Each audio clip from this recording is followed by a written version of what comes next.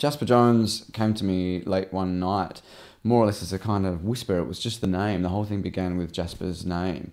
And I was working on a separate project at that time, which was moving along very slowly, and I was beginning to lose hope in it.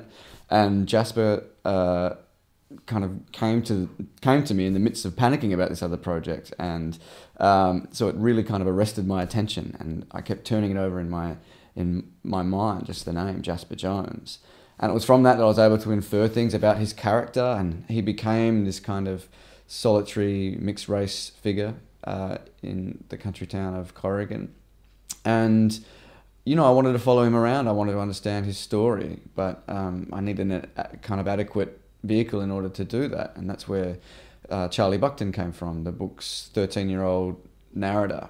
And as soon as I had Charlie's voice, I knew I had this novel. I had a great way to tell this story.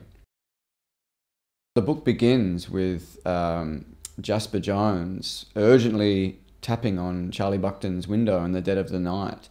And Charlie is up reading by the light of his hurricane lamp. He's a very geeky, bookish kid, quite sensitive and very intelligent, who's kind of pushed to the margins in this country town for being so. And he doesn't know Jasper Jones. The two have never previously intersected. And so he's very surprised to see Jasper at his window. And so he flips his louvers and opens his window to see Jasper. And Jasper beckons him into the night and asks him for his help. And Charlie's very terrified, but he's also kind of excited. And so he heads out into the night with Jasper Jones, and they walk through town and into the bush. And that's where Charlie discovers Jasper's secret. And that's where their relationship really begins.